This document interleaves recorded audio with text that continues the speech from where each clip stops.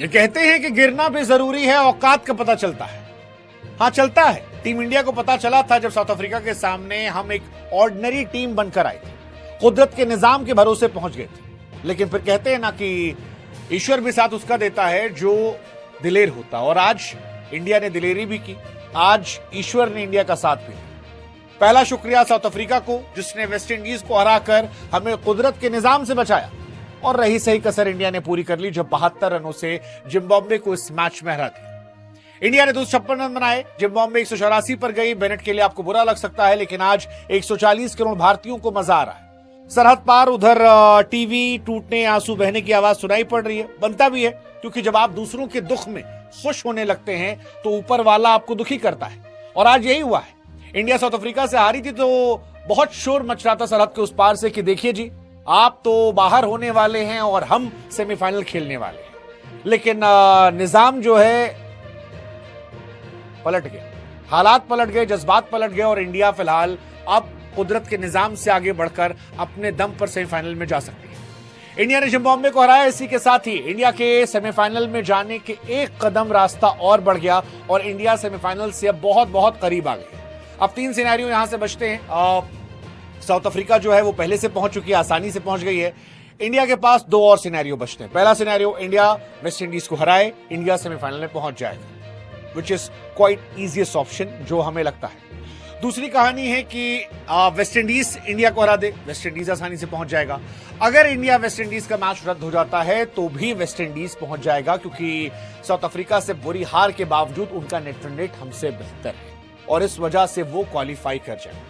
एक और कहानी जो इंडिया को परेशान कर सकती है वो ये है कि कोलकाता के स्टेडियम में वेस्ट इंडीज कभी भी वर्ल्ड कप का मैच नहीं हारी है, लेकिन इतिहास तो बदलने के लिए होते हैं, और इतिहास आज भारतीय टीम ने बदला है। भारतीय टीम ने आज वक्त, जज्बात, हालात समझते हुए सब कुछ बदला है। आज संजू सैमसन को ऊपर उतारा गया, तिलक वर्मा को नीचे भेजा गया। बहुत सारे खिलाड़ियों के अहम अहंकार, उनके ईगो या कहें कि सेल्फ रिस्पेक्ट पर तेज चोट पहुंचाई।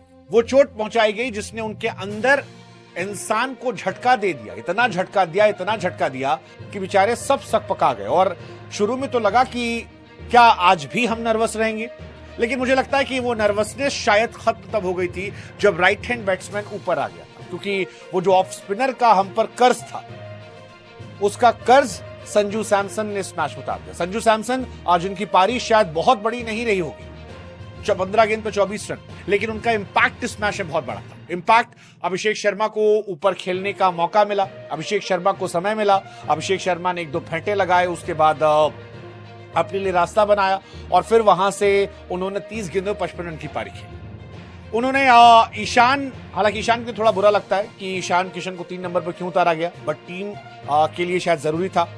तिलक वर्मा, जिनके अहम पर चोट लगी थी कि यार आप स्लो खेलने वाले खिलाड़ी हो, आप 100 के स्ट्राइक रेट से खेलते हो, सूर्य कुमार यादव आप T20 वाले खिलाड़ी नहीं, वो ईगो, वो अहम पर चोट जो थी, उसने आज एक बड़ा इंपैक्ट खड़ा किया।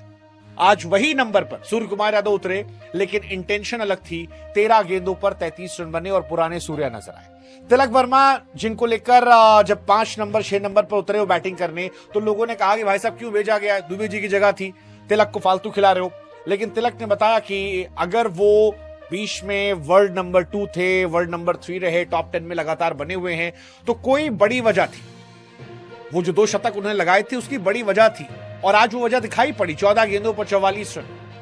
हार्दिक पांड्या, मैं हमेशा कहता हूं कि इश्क में इंसान जो है वो रेगिस्तान में दूध की नदियां बहा देता है। हार्दिक पांड्या उसी जोन में है इस वक्त। तो मोहब्बत में है, और मोहब्बत में इंसान कुछ भी कर लेता है। वो समंदर को सोख कर पानी पी सकता है, वो रेगिस्तान में दूध की नदी बहा सकता है, वो पहाड़ पर, पत्थर पर पेड़ उगा सकता है, और हार्दिक उसी दौर से चल रहे हैं। आप गेंद पकड़ा दो तो विकेट निकाल देंगे, बैट पकड़ा दो तो और शतक लगा देंगे, और आज 23 गेंदों पर 50 रन बनाए। इसी वजह से शायद इंडिया 256 तक गई। इंडिया ने साइकोलॉजिकल विन वेस्ट इंडीज पर दर्ज की, क्योंकि वेस्ट इंडीज जो है इससे पहले नंबर 2 स्कोर हासिल कर चुकी थी जिम्बाब्वे के सामने, जहां पर वर्ल्ड T20 वर्ल्ड कप में रन बनाने की बात थी। लेकिन इंडिया ने वेस्ट इंडीज का रिकॉर्ड तोड़ा।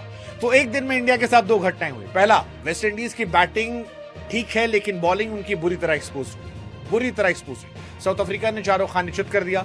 दूसरा, इंडिया ने साउथ अफ्रीका के रिकॉर्ड को तोड़ दिया। वो रिकॉर्ड जिसकी वजह से वो 5 पॉइंट ऊपर गए थे, वो रिकॉर्ड तोड़ दिया और अब कोलकाता के लिए 1-on-1 कर दिया कि भाई साहब जो बेहतर टीम होगी वो सेमीफाइनल जाएगी। मुझे ऐसा लगता है कि इंडिया सेमीफाइनल जाएगी, इंग्लैंड मिल गया तो फाइनल भी हो जाएगा और शायद इंडिया वर्सेस साउथ अफ्रीका मैं अपनी निगाहों से फाइनल वर्ल्ड कप का देख रहा हूं। कौन जीतेगा पता नहीं, but India versus south Africa, that's what I am watching. और ये सब कुछ हुआ है सिर्फ एक वजह से। आई थिंक जो आज की मोटी मोटी वजह थी वो वजह थी संजू सैमसन का ओपनिंग में।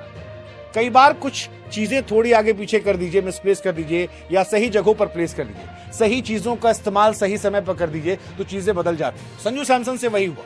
आज ठीक किया, हार्दिक पांड्या ने 4 छक्के मारे, 4 छक्के अभिषेक ने मारे, 2 छक्के सूर्य ने मारे, संजू बाबा ने भी 2 छक्के मारे। संजू मेरे हिसाब से थोड़े से अनलकी थे यार, क्योंकि आज कैचेस बहुत ड्रॉप हुए। कैच सूर्य कुमार यादव का ड्रॉप हुआ, अभिषेक शर्मा को बहुत सारे मौके मिले, गेंद स्टंप से बगल बगल से निकल रही थी, ईशान किशन का कैच ड्रॉप हुआ, हार्दिक को मौके मिल रहे थे लेकिन संजू को मौका नहीं। वो स्लोवर वन शायद जल्दी अटेम्प्ट कर देना, शॉट मारना।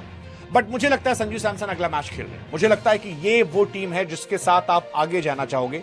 हालांकि इस टीम में गेंदबाज की कमी मुझे लग रही थी, क्योंकि जिम्बाब्वे ने जब कवर अप किया, अगर आप जिम्बाब्वे का स्कोर देखेंगे 184 तक वो जाते हैं और 184 में ब्रेनेट जो थे वो 97 मारते। इसमें बाकी गेंदबाज ठीक थे, सिर्फ हमारे दुबे जी जो है वो बहुत पिट रहे। और इंडिया की टेंशन यही है कि बड़ी टीमों के सामने अगर वो केवल 5 गेंदबाजों के साथ उतरते हैं तो क्या वो जस्टिफाई कर पाएंगे?